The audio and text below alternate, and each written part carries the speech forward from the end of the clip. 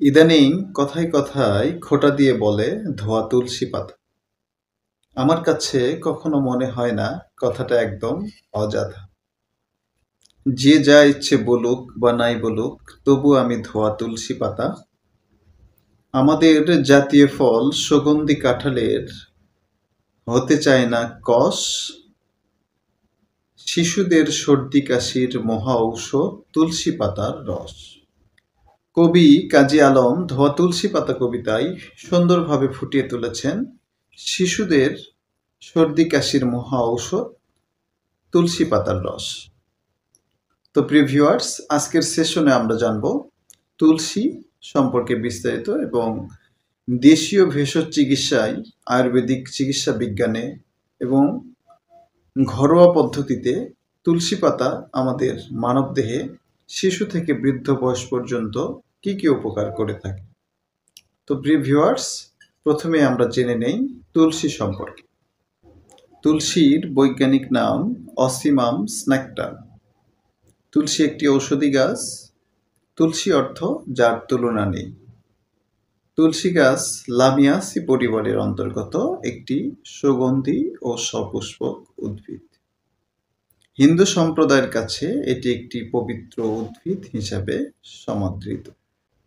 ব্রহ্ম বৈবর্ত পুরাণে তুলসীকে সীতা স্বরূপা, স্কন্দ পুরাণে লক্ষ্মী স্বরূপা, চরক সংহিতায় বিষ্ণুপ্রিয়া, ঋগ্বেদে কল্যাণী বলে আখ্যায়িত করা হয়েছে। তুলসী গাছের পাতা, ফুল ও ফলের একটি ঝাঁঝালো গন্ধ রয়েছে। তুলসী গাছ পরিবেশে প্রচুর পরিমাণে অক্সিজেন সরবরাহ করে বলে একে অক্সিজেনের ভাণ্ডার হিসাবে বিবেচনা করা হয়। প্রিয় ভিউয়ার্স, এ পর্যায়ে আমরা জানব দেশীয় চিকিৎসা বিজ্ঞানে বা according to Ayurvedic medical science অনুসারে আয়ুর্বেদিক মেডিকেলে বা মেডিসিনে তুলসীর বহুল ব্যবহার রয়েছে বা তুলসী মানবদেহে কি কি উপকার করে থাকে। শীতকালীন মৌসুমে শিশু থেকে বৃদ্ধ বয়স পর্যন্ত সকলেরই আমরা কোল্ড অ্যালার্জি বা ঠান্ডাজনিত বিভিন্ন সর্দি কাশি রোগগুলো দেখে থাকি। এই রোগগুলোতে ইমিউনিটি অর্থাৎ আমাদের এই শ্বাস প্রশ্বাস তন্ত্রের ইমিউনিটি সিস্টেমকে বুস্ট করতে তুলসী জাদুকরী ভূমিকা পালন করে থাকে।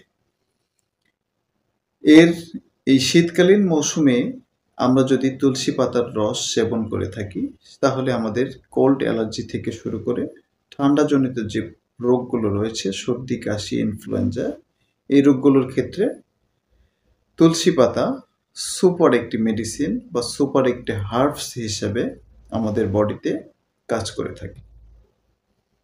এছাড়াও তুলসী পাতা আমাদের চোখের জন্য খুব গুরুত্বপূর্ণ ভূমিকা পালন করে থাকে। অতিরিক্ত ঠান্ডা বা গরমে আমাদের অনেকেরই চোখ ওঠে এবং গ্লুকোমায় বিভিন্ন ধরনের প্রবলেম দেখা দেয়। চোখ ওঠা একটি সংক্রামক ব্যাধি।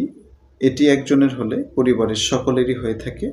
এ সময় তুলসী পাতার রস কাজলের মতো চোখে যদি কোনো রুগ্ন ব্যক্তি দিয়ে থাকে, সেক্ষেত্রে চোখ ওঠা রোগের সময় যে পানি পড়ে চোখ দিয়ে অনবরত, এই পানি পড়া বন্ধ হয়ে চোখ ওঠা রোগে তুলসী পাতার রস খুব গুরুত্বপূর্ণ ভূমিকা পালন করে থাকে। আমরা খাবার গ্রহণ করার পর অনেক সময় টু দি পয়েন্টে আমাদের দাঁত পরিষ্কার করি না বা বিভিন্ন ভাইরাস বা ব্যাকটেরিয়া জনিত কারণে আমাদের দাঁতে অনেক সময় প্রচণ্ড ব্যথা হয়ে থাকে। এই ব্যথায় তুলসী পাতা খুব গুরুত্বপূর্ণ ভূমিকা পালন করে থাকে বা ব্যথা নিরাময়ে তুলসী পাতা কাজ করে থাকে। তুলসী পাতার সঙ্গে গোলমরিচ বেটে দাঁতের ব্যথাযুক্ত স্থানে যদি কোনো ব্যক্তি বসিয়ে দেয় বা লাগিয়ে দেয়, সেক্ষেত্রে তার দাঁতের যন্ত্রণা থেকে সে মুক্ত পেতে পারে। রক্ত স্বল্পতাজনিত কারণে আমাদের দেহে অনেক সময় জন্ডিস রোগ দেখা দেয়। এই জন্ডিস রোগ নিরাময়ে তুলসী পাতা খুব গুরুত্বপূর্ণ ভূমিকা পালন করে থাকে। কোনো ব্যক্তি বা জন্ডিসে আক্রান্ত কোনো ব্যক্তি 5 গ্রাম তুলসী পাতার রস এবং 5 গ্রাম জল একত্রে সেবন করলে, নিয়মিত সেবন করলে তার জন্ডিসের যে হলুদ ভাব বা হলুদ যে বর্ণটা জন্ডিসের রোগের ক্ষেত্রে হয়ে থাকে, সে বর্ণ দূর হবে এবং জন্ডিস রোগ নিরাময় হবে। এছাড়া মানসিক চাপ কমাতে বা মেন্টালি প্রেশার জনিত কারণে যে পেশেন্টগুলোর হৃদরোগ রয়েছে তারা বিভিন্ন হাইপার টেনশন জনিত বিভিন্ন রোগে ভুগে থাকে। এই পেশেন্টগুলোর ক্ষেত্রে অর্থাৎ মানসিক চাপ কমাতে তুলসী পাতার রস খুব গুরুত্বপূর্ণ ভূমিকা পালন করে থাকে। তো প্রিয় ভিউয়ার্স, তুলসী মানবদেহে নানাবিধ উপকার করে থাকে। আমরা আজকের সেশনে জানলাম। তো পরবর্তী সেশনগুলোতে বিভিন্ন ভেষজ সম্পর্কে জানতে বা ভেষজ মানবদেহে কী কী গুরুত্বপূর্ণ ভূমিকা পালন করে থাকে এই বিষয়গুলো জানার জন্য আমার ইউটিউব চ্যানেলের সঙ্গেই থাকুন।